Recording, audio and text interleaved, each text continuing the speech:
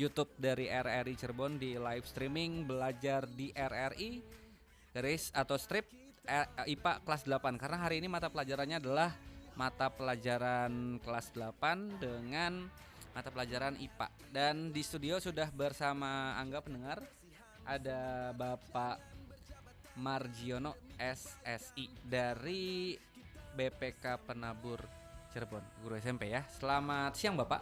Selamat siang.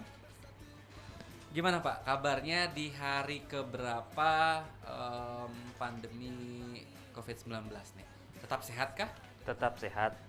Cuma ya biasalah, kita berhadapan dengan situasi yang sama-sama tiap hari seperti itu juga gitu. Biasanya kita ketemu dengan anak-anak, ketemu dengan orang lain, semua terbatas sekarang. Ada rutinitas yang berubah ya Pak ya? Ada rutinitasnya berubah. Baik, dan untuk pelajaran IPA hari ini untuk kelas 8 materinya apa nih Pak yang akan dibahas? Kita akan bicarakan tentang sistem ekskresi, karena waktunya cuma terbatas, kita bicarakan tentang ginjal, tentang pembentukan urin saja. Tentang ginjal dan pembentukan urin. Oke, Iya. kita bisa mulai sekarang Pak? Kita mulai. Silakan Pak.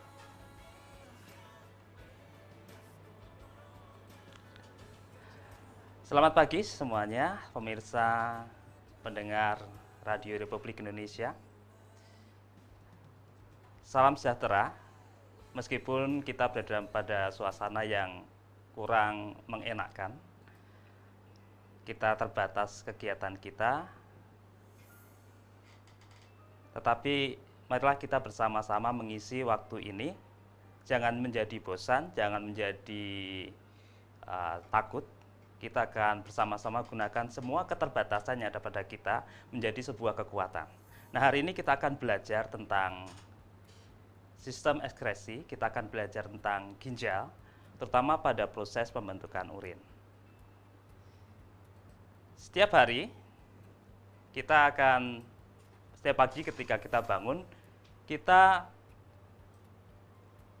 biasanya ke belakang dulu. Pagi kita terbangun karena ingin ke belakang. Nah, pertanyaannya adalah, mengapa kita selalu buang air kecil? Khususnya setiap pagi hari, walaupun siang pasti iya. Tapi pagi selalu kita buang air kecil. Nah, apa yang akan terjadi kalau kita tidak membuang air itu, membuang air kencing itu? Nah, kita akan bersama-sama belajar tentang sistem ekskresi. Di sini kita akan belajar tentang ginjal, tentang pembentukan urin. Nah, nanti setelah mengikuti pembelajaran ini diharapkan kalian bisa menyebutkan organ-organ penyusun sistem urinari. Jadi yang membentuk urin itu seperti apa saja organnya beserta fungsinya. Kemudian yang berikutnya adalah bisa menjelaskan proses pembentukan urin pada ginjal sampai nanti dikeluarkannya. Dan yang ketiga, ini yang paling penting adalah kalian bisa menyebutkan cara-cara menjaga kesehatan ginjal kita. Karena seperti kita ketahui bahwa penyakit yang ada pada sekarang itu kebanyakan ada penyakit degeneratif. Salah satunya adalah ginjal, misalnya diabetes mellitus. Nah, urin merupakan zat sisa metabolisme dalam tubuh. Zat ini harus dibuang. Kenapa dibuang? Karena kalau tidak dibuang, dia bisa menimbulkan gangguan, bisa menimbulkan sifat racun dan mengganggu metabolisme tubuh kita. Nah, berhubung metabolisme kita itu berlangsung setiap saat, setiap hari, berarti zat sisa yang dihasilkan juga setiap saat, setiap hari. Oleh karena itu, supaya tidak mengganggu tubuh, maka harus dikeluarkan setiap saat, setiap hari ketika dibutuhkan. Nah, tubuh akan mengatur mekanisme ini supaya tidak setiap saat, betul-betul setiap saat kita mengeluarkannya, tapi ada waktu-waktu yang tepat supaya menjadi efisien. Nah, salah satu yang mengeluarkan tadi adalah ginjal. Nah, organ penyusun sistem urinari, kita lihat bersama-sama di tayangan. Di sini ada gambar ginjal dan organ-organ yang lain. Ada 4 organ utama penyusun sistem urinari. Yang pertama adalah ginjal sendiri, ginjal merupakan organ penyaring darah. Nah, kenapa darah disaring? Karena darah yang membawa zat-zat sisa tadi. Jadi dari sel-sel yang melakukan metabolisme ada zat sisa dan dibawa oleh darah menuju ke tempat pembuangannya, salah satunya di ginjal. Nah, berikutnya adalah ureter. Ureter itu saluran yang menghubungkan ginjal ke kantung kemih, ke kantung kencing kita. Nah, proses ginjal menyaring itu setiap saat, bahkan ketika kita tidur pun dia tetap melakukan penyaringan darah. Jadi akan dihasilkan urin. Nah, itu tidak bisa kita keluar dengan sendirinya kita keluarkan terus. Itu akan sangat merepotkan. Maka kemudian harus ditampung. Ditampungnya di mana? Di kantung kemih sampai volumenya cukup baru nanti dikeluarkan. Nah, yang menyalurkan dari ginjal ke kantung kemih itu disebut sebagai ureter. Nah, setelah penuh nanti urin akan dibuang melalui uretra, keluar dari tubuh. Nah, ginjal kita punya ginjal sepasang. Letaknya di rongga perut, agak sedikit ke belakang di sebelah kanan kiri tulang pinggang kita, tulang belakang bagian pinggang. Nah, bentuknya seperti kacang merah. Kemudian panjangnya kurang lebih 10 cm, jadi kecil. Kemudian beratnya 200 gram. Ada dua fungsi utama di sini yang dimiliki oleh ginjal. Yang pertama tadi menyaring darah supaya sistem sirkulasi kita lancar, darah tidak menjadi kental. Dan dari proses penyaringan ini nanti akan dihasilkan urin untuk dikeluarkan dari tubuh. Kemudian yang kedua adalah menjaga keseimbangan air dalam tubuh. Kalau kalian ingat, misalnya ketika sedang olahraga, itu kita akan mengeluarkan banyak urin. Banyak keringat. Nah, ketika mengeluarkan banyak keringat, maka urin kita ditahan supaya tidak keluar banyak juga. Karena tubuh tetap membutuhkan air untuk mempertahankan kelangsungan hidupnya. Jadi ketika situasi panas, habis olahraga, keringat yang keluar banyak, urin sedikit. Sebaliknya ketika musim dingin, ketika hujan seharian, maka kita lebih banyak ke belakang karena keringat kita sedikit. Nah, ginjal kalau kita lihat, kalau misalnya dilakukan irisan membujur dari atas ke bawah, itu ada 3 bagian utama. Bagian yang pertama adalah korteks atau kulit ginjal. Bagian korteks ini, bagian yang sangat penting karena dia berisi unit-unit penyaring darah yang disebut sebagai nefron. Kemudian bagian berikutnya sering disebut sebagai piramid ginjal, itu adalah medula atau sumsum ginjal. Di dalamnya banyak terdapat saluran-saluran urin atau tubulus. Nanti kalau kita lihat ada bagian tubulus proksimal, tubulus distal, dan yang paling banyak adalah tubulus kolektivus. Nah, kemudian bagian yang ketiga adalah pelvis. Bagian pelvis berupa rongga, dia merupakan saluran untuk muara dari tubulus kolektivus tadi. Nah, berikutnya ada pada ginjal itu akan menyaring darah. Darahnya berasal dari mana? Darahnya berasal dari arteri renalis. Jadi kalau setelah mengedari tubuh nanti ada sebagian darah masuk ke arteri renalis, dia harus masuk ke ginjal. Nah, dari situ, dari ginjal tadi, dari arteri renalis dia akan bercabang-cabang menjadi arteriola dan nanti akan menuju ke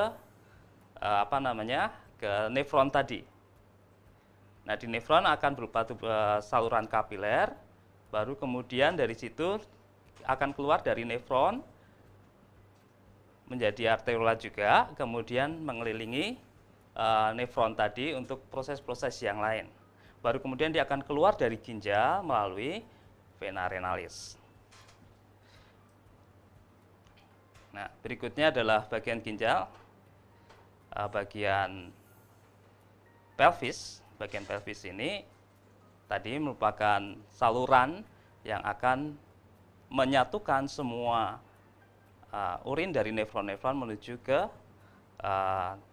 ureter untuk disalurkan ke kantung kemih.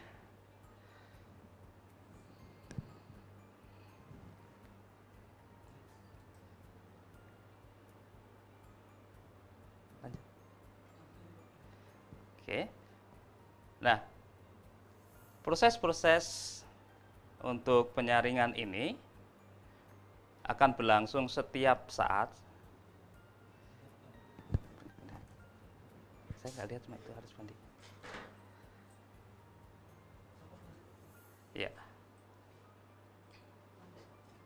Berlangsung setiap saat. Nah, unit-unit penyaring darah atau nefron itu terdiri dari bagian glomerulus. Nah, glomerulus itu akan ada di bagian korteks. Jadi semua glomerulus itu ada bagian korteks. Nah, glomerulus ini terdiri dari kapsula Bowman. Glomerulus tadi dikelilingi oleh kapsula Bowman. Dikelilingi oleh kapsula Bowman, kemudian karena berupa pembuluh darah kapiler, maka memungkinkan terjadinya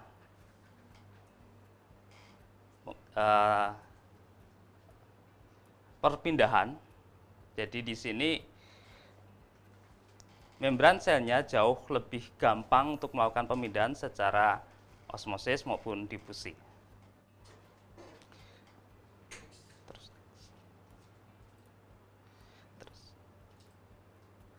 Nah, bagian berikutnya adalah berupa saluran yang disebut sebagai tubulus proksimal. Nah, sebagian tubulus proksimal ini sebagian berada di korteks. Nah, nanti kemudian akan turun melintasi medula. Nah, setelah di medula maka ada lengkung Henle. Nah, kemudian setelah itu ada bagian saluran yang membesar lagi yang dinamakan tubulus distal. Nah, kemudian dari tubulus distal ini dia akan menuju ke tubulus collectivus. Nah, tubulus collectivus ini adalah bagian saluran yang menyatukan urin-urin dari semua nefron untuk dikeluarkan dari ginjal.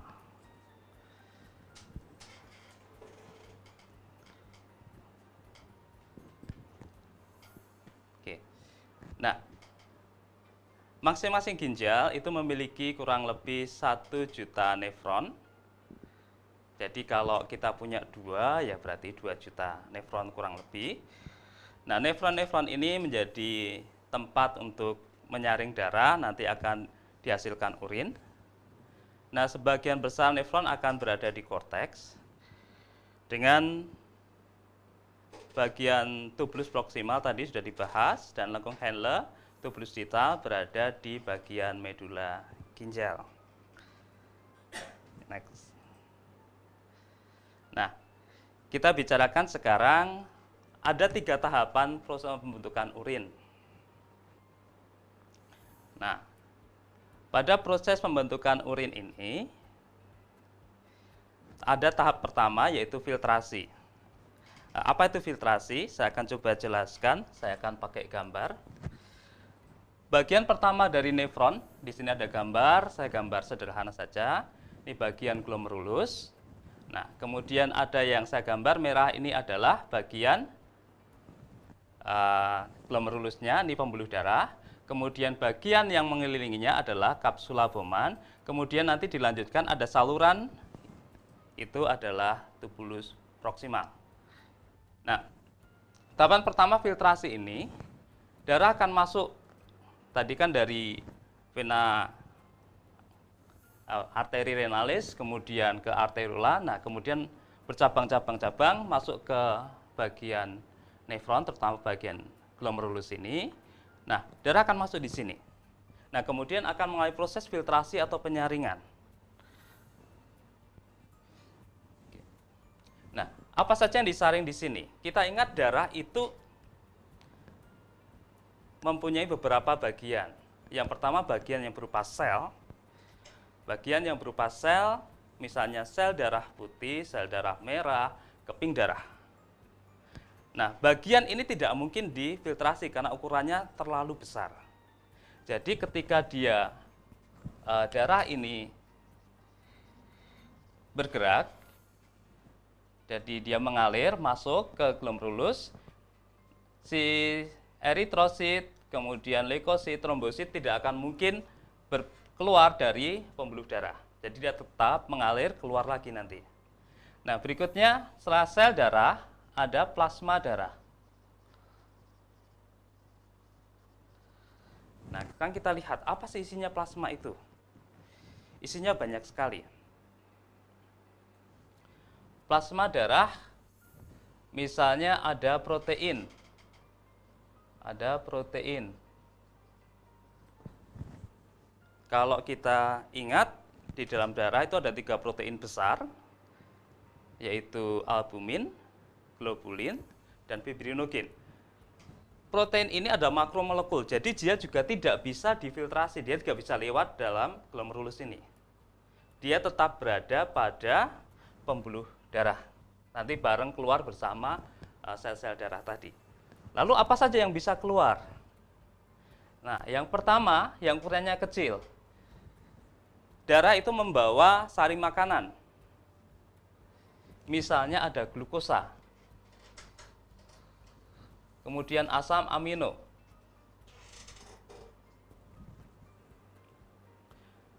Nah, ini ukurannya masih cukup kecil sehingga nanti glukosa asam amino akan bergerak berpindah dari glomerulus kemudian masuk ke kapsula Bowman.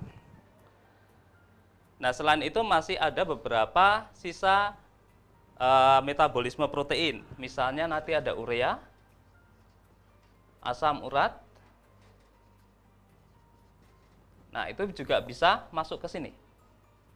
Nah, dia akan ditampung di kapsula Bowman. Nah, zat-zat yang kecil lain misalnya ion-ion, terutama garam. Garam misalnya yang paling kita kenal adalah garam dapur, NaCl, natrium klorida. Nah, itu bisa lewat, kemudian dia menjadi bagian dari cairan filtrat glomerulus. Nah, ini disebut sebagai urin primer. Jadi cairan pertama kali yang masuk dihasilkan, jadi masuk ke dalam nefron yang dihasilkan dari proses filtrasi disebut sebagai urin primer. Nah, apa saja yang di sini yang dikandung oleh urin primer? Yang jelas air itu paling banyak. Ini 99% di sini air. Nah, selanjutnya 1% itu kandungan yang ada di dalamnya. Misalnya ada protein bukan. Ada glukosa. Ada glukosa. Kemudian asam amino.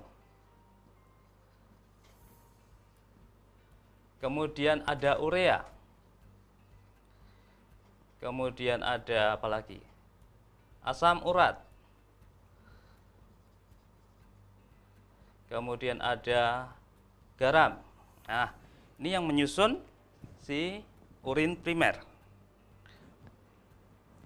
Nah, kita lihat sekarang kalau di sini dalam urin primer itu ada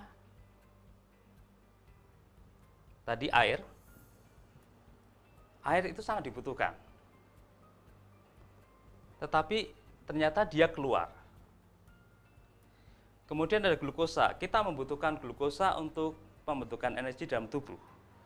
Kalau ini glukosanya keluar semua, maka menjadi masalah. Karena kita akan kekurangan energi. Kemudian asam amino. Asam amino penting untuk pembentukan protein dalam tubuh. Kalau asam amino semua keluar, berarti proses pembentukan sel, otot misalnya, kemudian proses pembentukan enzim, hormon akan sangat terhambat. Nah, kalau urea memang harus keluar, asam urat keluar, nah ini natrium klorida. Natrium klorida itu bisa keluar, bisa enggak, tergantung kebutuhan. Karena ada saatnya kalau kebanyakan dia harus dikeluarkan, tetapi kalau kurang dia harus dipertahankan.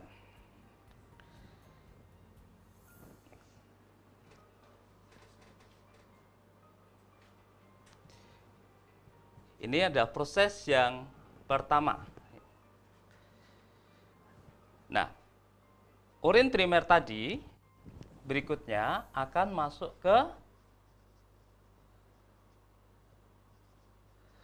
bagian tubulus proksimal. Ada bagian-bagian di sini. Ada air, glukosa, asam amino. Nah, nanti di sini di tubulus proksimal terjadi pengambilan kembali zat-zat yang masih dibutuhkan oleh tubuh. Nah, proses ini berlangsung terus-menerus secara bertahap. Nah, ada yang kalau memang dibutuhkan total, semuanya dibutuhkan, maka akan diambil total. Tetapi kalau hanya dibutuhkan sebagian, maka juga hanya sebagian yang diambil. Tadi telah kita bicarakan, glukosa sangat penting bagi tubuh. Maka glukosa akan diambil semua, dia akan direabsorpsi total di bagian tubulus proksimal. Demikian juga dengan asam amino, diambil semuanya. Jadi setelah lewat dari tubulus proksimal tidak boleh ada lagi glukosa, tidak boleh ada lagi asam amino. Jadi nanti ketika keluar tubuh juga tidak boleh ada glukosa, tidak boleh ada asam amino.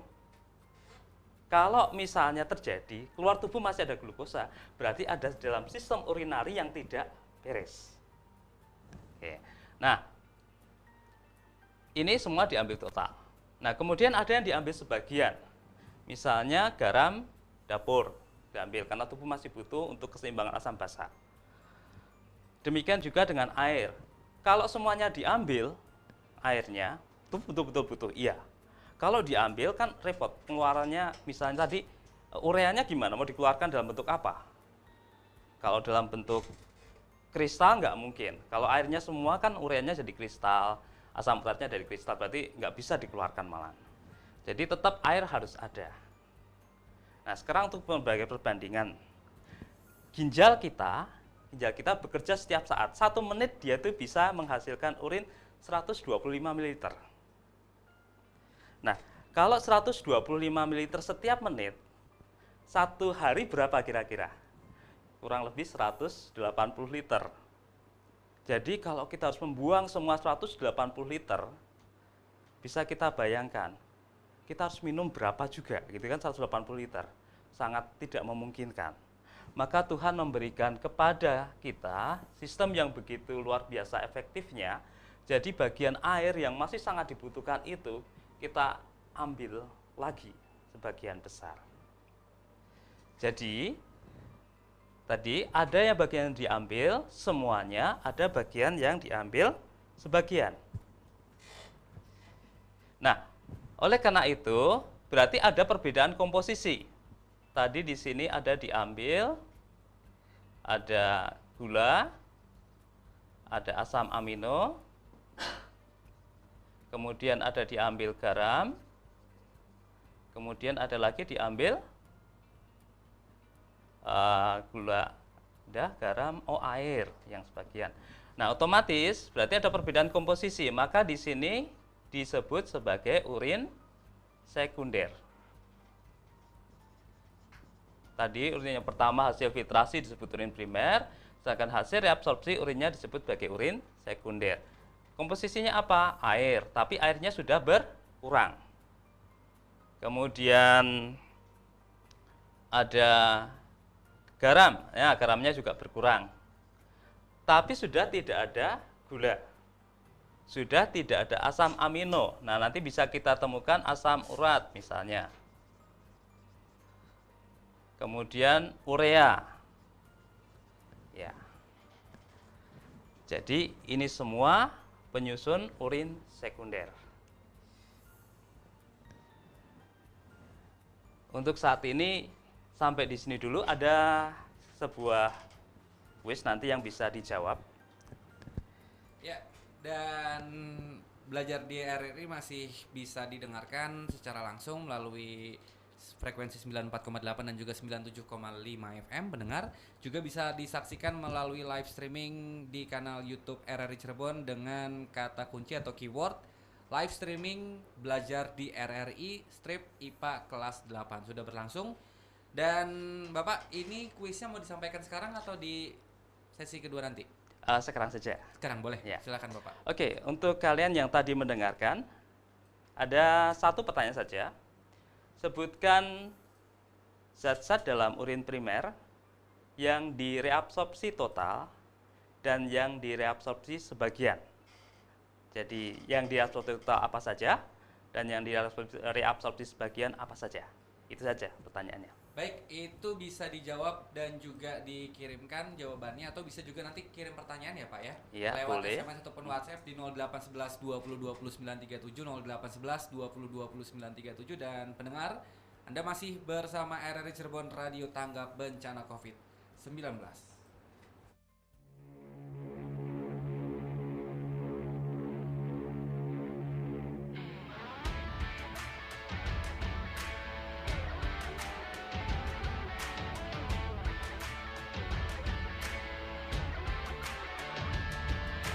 Hei waspada corona, cuci tanganlah setiap hari.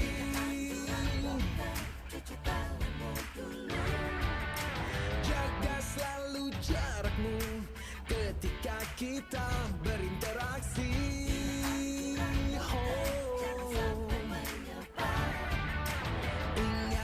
Ingatlah jaga kesehatan, jaga kebersihan. Sementara jangan berjabat tangan demi kebaikan, keamanan kita bersama.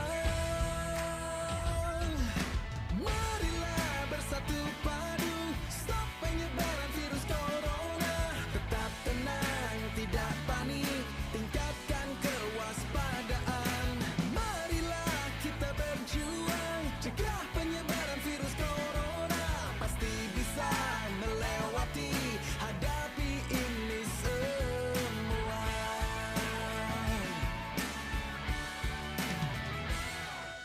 Jangan kau sebar berita hoax yang tak jelas.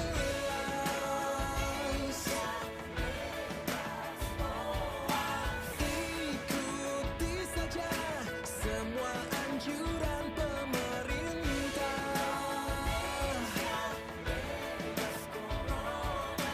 Bekerja, belajar, dan beribadah di rumah. Marilah bersatu padu, stop penyebaran virus corona. Tetap tenang, tidak panik, tingkatkan kewaspadaan. Marilah kita berjuang, cegah penyebaran virus corona. Pasti bisa melewati, hadapi ini semua.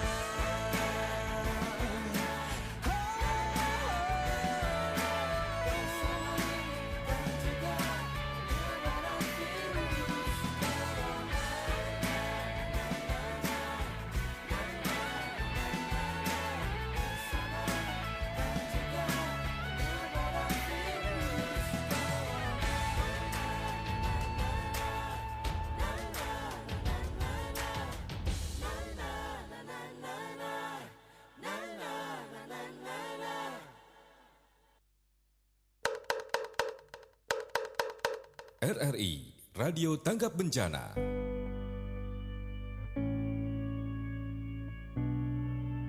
Dalam upaya meredam penyebaran virus corona di tanah air, pemerintah saat ini mengambil langkah tegas dengan mengajak masyarakat untuk menjaga jarak, mencuci tangan, dan memakai masker.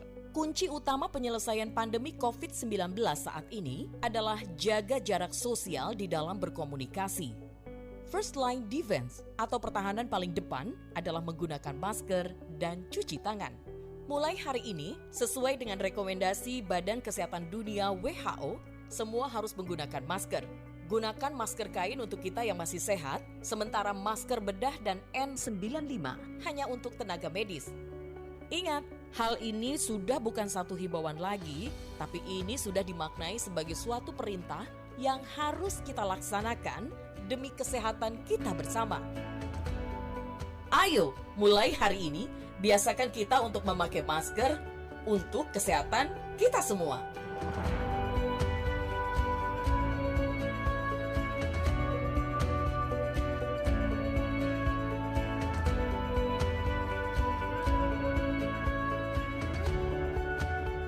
RRI Radio Tanggap Bencana.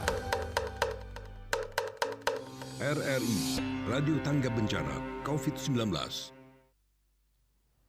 Pendengar, Anda masih bersama saya Angga Prastia di RRI Cirebon Radio Tanggap Bencana COVID-19 dan masih bersama Bapak Margiono dari SMP BPK Penabur ya Pak? Yap, dan masih dengan mata pelajaran yang sama tentunya yaitu IPA kelas 8. Materi yang sedang dibahas adalah apa Pak? Materi tentang ginjal, yaitu proses pembentukan urin. Proses pembentukan urin, dan tadi ada kuis yang bisa dijawab nanti di akhir segmen di belajar di RRI, bisa dijawab sama Bapak. Boleh diulang lagi mungkin Pak pertanyaannya Pak? Pertanyaannya adalah, sebutkan zat-zat yang direabsorpsi secara total pada tubulus proksimal dan zat-zat yang direabsorpsi sebagian. Jadi ada dua pertanyaan. Dua pertanyaan, Ya. Berarti dua jawaban juga ya? Jawabannya lebih dari dua. Akan panjang ya? Karena pertanyaan kan zat-zat, Ya, berarti kan betul. lebih dari satu. Yap, dan itu jawabannya bisa ditulis di kertas, kemudian dikirim ya kan melalui WhatsApp.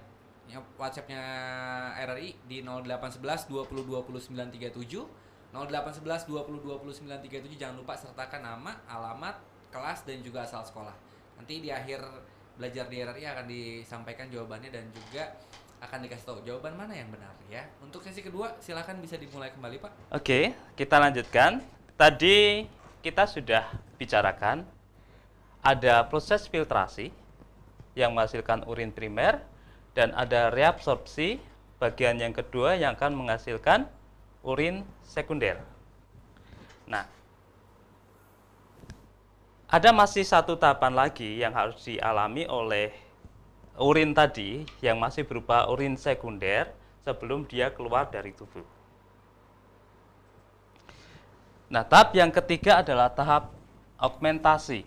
Proses ini terjadi pada tubulus distal. Jadi, kalau tadi dari glomerulus disaring, kemudian dihasilkan urin primer kemudian masuk ke bagian tubulus proksimal, kemudian dia akan melewati lengkung Henle, dia akan mengalami reabsorpsi dalam bagian ini.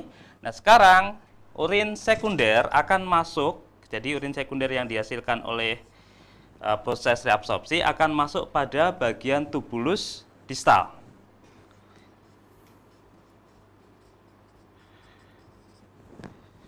Nah, pada bagian ini terjadi augmentasi. Apa itu augmentasi? Yaitu penambahan zat-zat yang sudah tidak diperlukan oleh tubuh.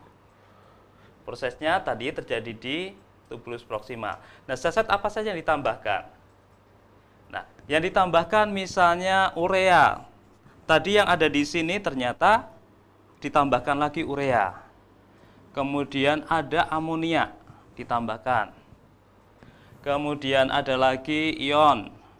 Misalnya ion kalium, kemudian kadang-kadang karbonat juga ikut dikeluarkan. Kemudian ada lagi kreatinin. Kreatinin juga hasil perombakan dari protein. Ada juga hormon.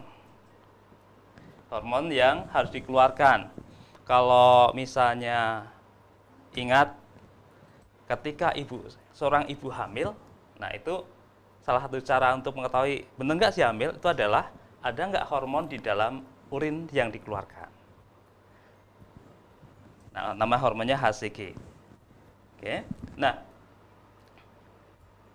dari proses tadi, setelah urin sekunder kemudian ditambah dengan zat-zat yang sudah tidak dibutuhkan oleh tubuh lagi, maka dia akan terbentuk yang namanya urin sesungguhnya.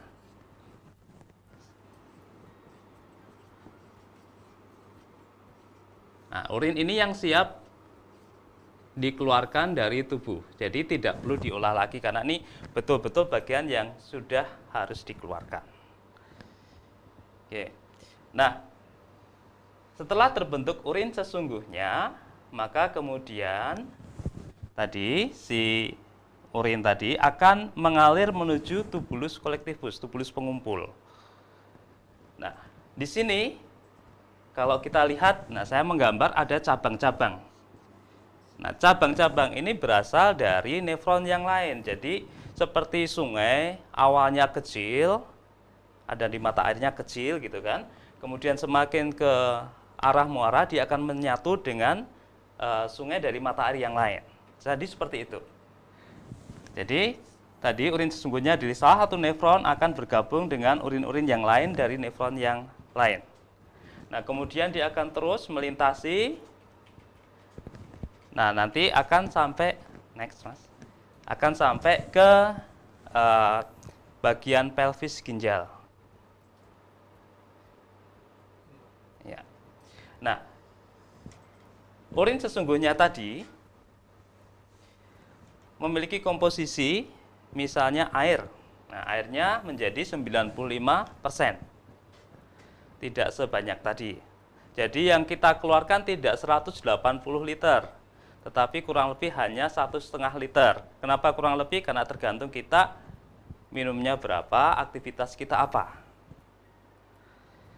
Kemudian ada sisa-sisa perombakan protein, misalnya amonia, urea, asam urat. Dari mana kita tahu? Nah, paling gampang, kalau kita kencing pasti baunya khas kan? Nah, itu adalah bau amonia. Kalau nggak percaya boleh ke apotek, kalau boleh beli amonia, dicium baunya sama persis. Nah, kemudian ada urea. Kalau pernah dengar, urea itu adalah salah satu jenis pupuk. Nah, betul. Jadi kencing kita sebenarnya bisa dipakai sebagai pupuk, cuma masalahnya baunya yang menjadi masalah. Kemudian ada asam urat tadi ya, asam urat. Asam urat itu menjadi salah satu senyawa yang bisa membentuk batu ginjal. Jadi nanti kita akan bahas di belakang bagaimana proses pembentuknya batu ginjal. Nah, berikutnya adalah zat warna empedu. Zat warna empedu hasil proses perombakan sel darah merah di hati. Nah, itu akan memberikan warna kuning pada urin kita. Nah, seberapa kuningnya itu tergantung pada pada volume air yang kita minum. Yang kedua, tergantung pada aktivitas kita, seberapa banyak kita melakukan aktivitas yang mengeluarkan keringat. Nah, berikutnya adalah vitamin yang berlebih dalam tubuh. Misalnya vitamin B, vitamin C. Yang paling gampang kalau mengecek vitamin C. Kalau kalian mengkonsumsi vitamin C yang ada yang 1000 mg, ada yang 500 mg, saya nggak sebut merek. Nah, silahkan dicek berikutnya. Pasti urinnya akan berwarna kuning keruh. Karena kuning keruh ini adalah dari vitamin C. Bagaimana dengan vitamin yang lain? A, D, E, dan K. Ingat, vitamin A, D, E, dan K tidak larut dalam air, jadi dia tidak akan terbuang dari urin, lewat urin. Nah, berarti di sini kita bisa melihat, kalau kita mengkonsumsi vitamin C banyak, dalam sekali ada 500, ada yang 1000, maka akan sebagian besar akan keluar. Oke. Berikutnya ada obat. Jadi ada beberapa obat yang akan mempengaruhi warna urin. Nah, itu kalau tidak tidak memberikan warna akan sulit kelihatan. Kemudian ada hormon. Tadi sudah dibicarakan, hormon HCG akan menunjukkan bahwa seseorang wanita itu sedang hamil. Nah, kemudian ada garam, terutama garam dapur ini yang paling gampang. Yaitu yang membuat urin kita menjadi berasa asin, itu kan ada garamnya. Next. Nah, tadi urin yang sudah terbentuk dari proses augmentasi, itu akan dikumpulkan dari nefron-nefron melalui tubulus kolektivus. Jadi dia akan menampung semua.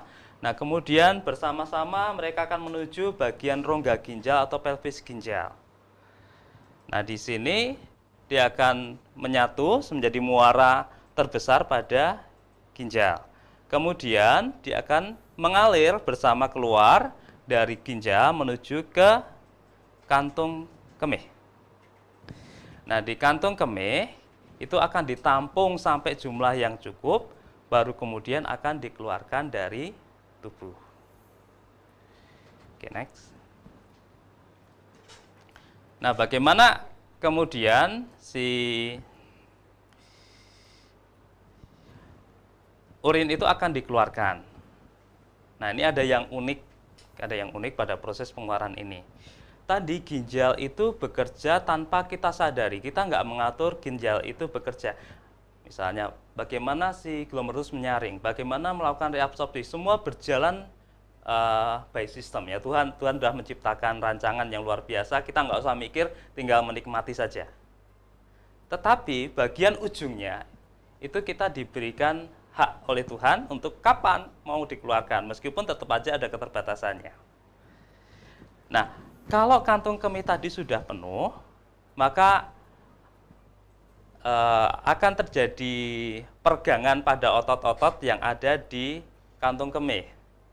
Jadi dia meregang. Nah, pergangan ini akan ditangkap oleh reseptor yang ada pada kantung kemih itu. Nah, kemudian dia akan mengirimkan pesan, sinyal ke sumsum tulang belakang.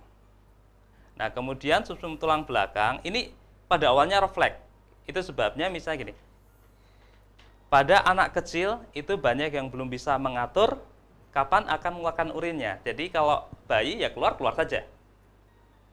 Nah, ketika semakin dewasa, semakin besar, maka kita diberikan kemampuan untuk mengontrol tadi.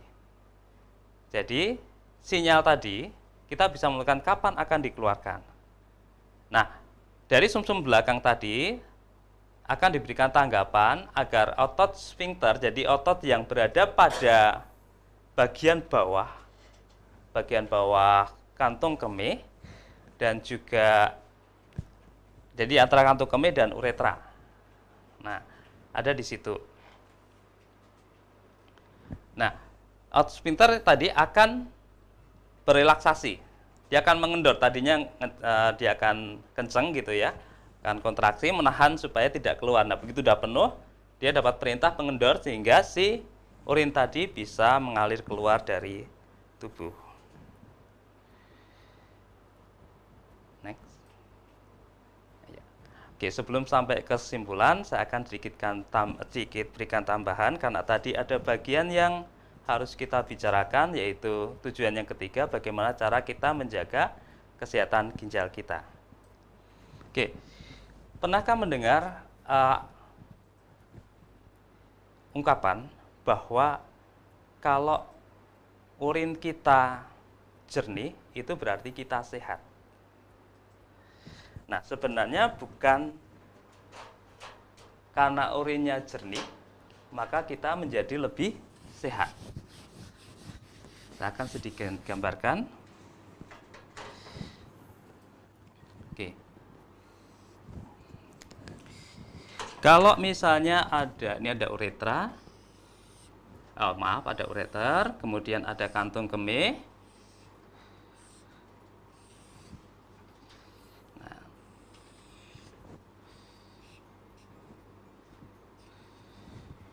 di sini ada ginjalnya. Nah, kalau misalnya urin kita itu keruh, apa tandanya? Kalau dia keruh, maka berarti jumlah air itu sedikit. Jadi, ketika jumlah air yang kita konsumsi sedikit, maka air yang akan dikeluarkan ke kantung kencing juga akan sedikit. Akibatnya apa? Ketika dia menjadi sedikit, dia butuh waktu yang lama untuk bisa memenuhkan atau membuat si kantung kemih ini menjadi penuh. Nah, efeknya apa? Kalau dia semakin lama di sini, maka ada kesempatan beberapa zat untuk mengendap, misalnya kalsium karbonat, asam urat. Itu bisa mempunyai kesempatan untuk mengendap, maka akan terbentuk yang namanya batu ginjal. Sebaliknya, kalau kita meminum dalam jumlah yang cukup, otomatis tadi air yang akan keluar melalui ginjal kita cukup banyak, sehingga bagian ini, kantung kemihnya akan cepat terisi, cepat penuh, sehingga cepat dikeluarkan. Jadi ketika kita mengkonsumsi yang banyak, maka meminimalkan terjadinya pengendapan atau pembentukan batu ginjal atau kencing batu, misalnya di ginjal atau di kantung kemih. Nah, karena dia cepat cepat keluar, maka warnanya akan menjadi tidak sekeruh awal tadi. Dia akan menjadi lebih jernih karena apa? Lebih banyak airnya. Jadi kalau dalam satu hari yang dirombak sel darah berapa, menghasilkan satuan nafsu berapa, nah tinggal dicampur dengan air berapa. Semakin banyak air yang ada di situ, maka warnanya semakin jernih. Oke, itu tentang proses batu ginjal. Nah, kita punya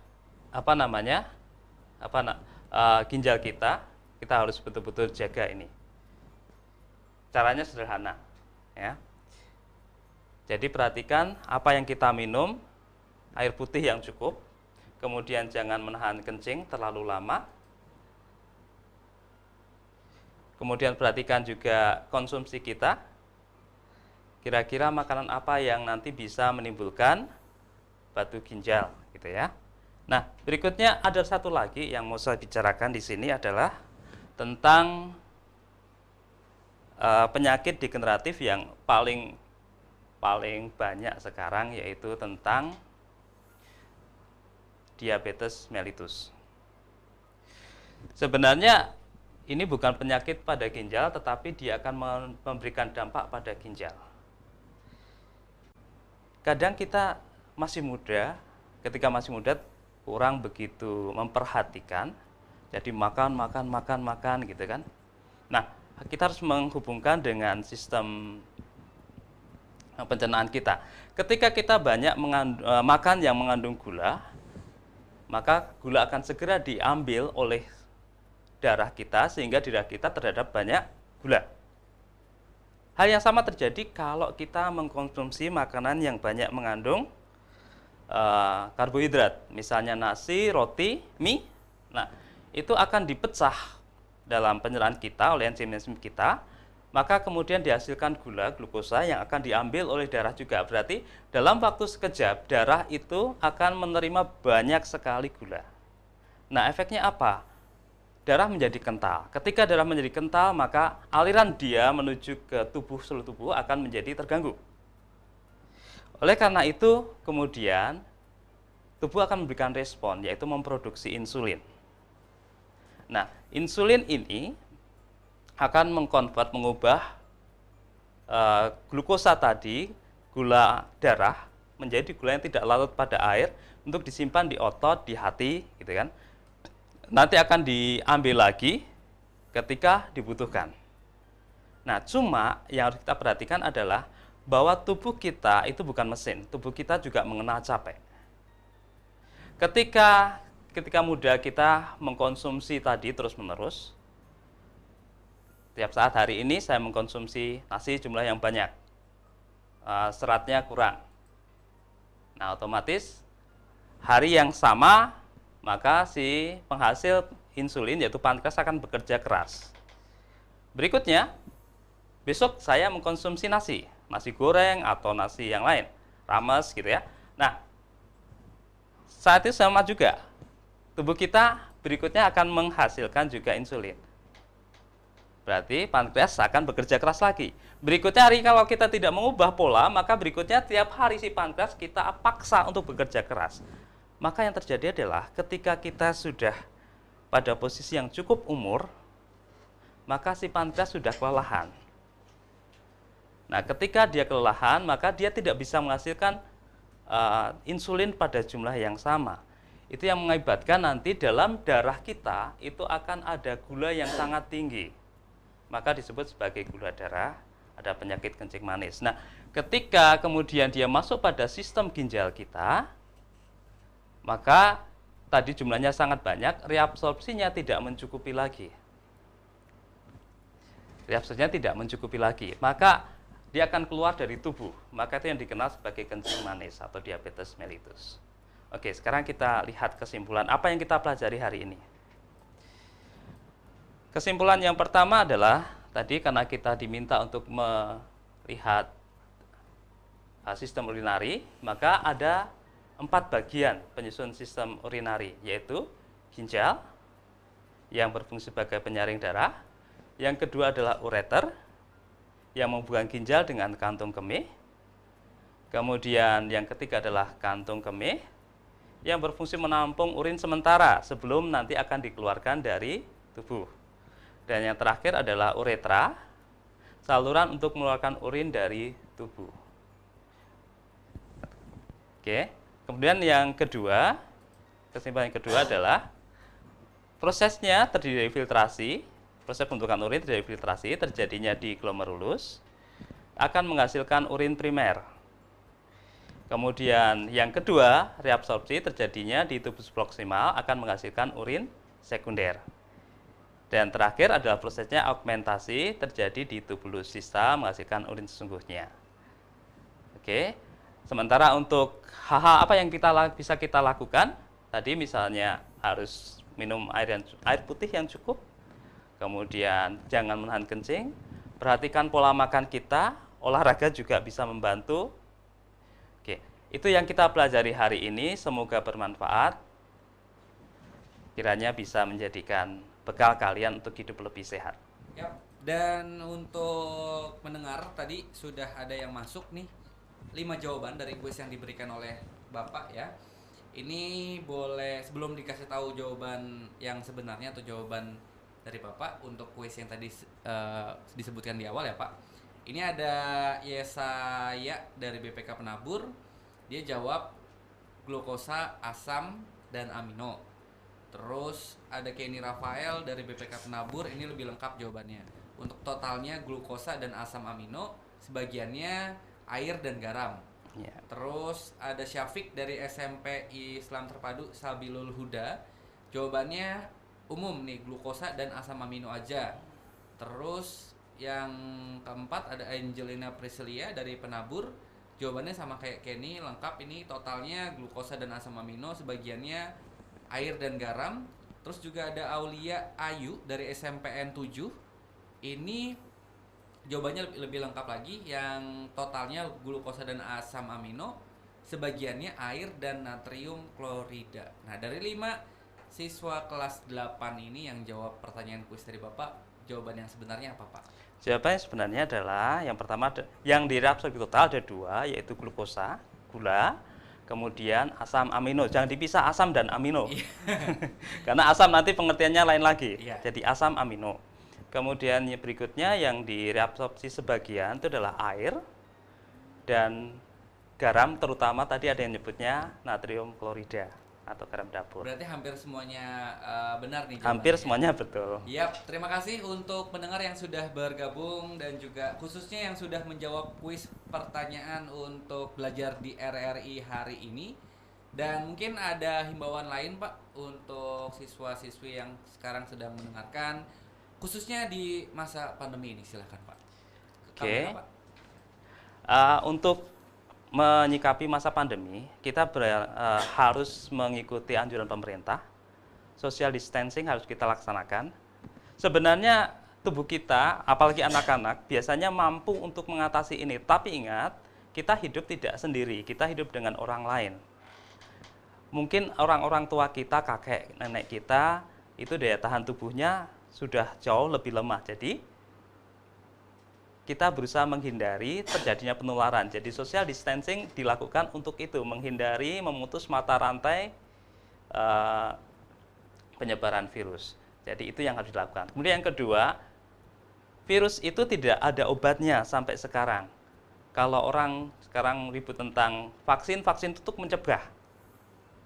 Jadi yang harus kita lakukan adalah membangun diri kita supaya kita tetap santai, tetap senang, karena itu yang akan membuat tubuh kita mampu menghasilkan imun atau zat anti dalam tubuh kita untuk bisa melawan virus. Jadi dua hal itu yang harus kita perhatikan. Baik, terima kasih Bapak Margiono SSI dari SMP BPK Penabur Cirebon. Salam untuk teman-teman guru lainnya yang masih harus semangat memikirkan bagaimana anak-anaknya tetap mendapatkan pelajaran dan juga konsumsi ilmu pengetahuan yang tetap terjaga ya walaupun dari rumah. Terima kasih Bapak, dan untuk besok pendengar di edisi Belajar di RRI 14 April 2020 akan ada mata pelajaran bahasa Inggris, materinya Active Passive Voice, diisi oleh Ibu Sinta Dewi MPD. Jadi pendengar, sampai jumpa lagi di Belajar di RRI untuk edisi selanjutnya atau besok di jam dan frekuensi yang sama tentunya di 94,8 dan juga di 97,5 FM. Terima kasih sekali lagi Bapak. Salam untuk keluarga di rumah dan juga tetap sehat, tetap bersama-sama kita lawan Corona. Amin.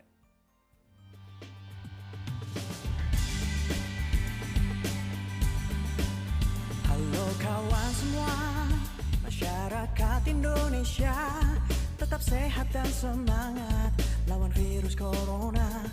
Bersama RRI janganlah panik, kita lawan berita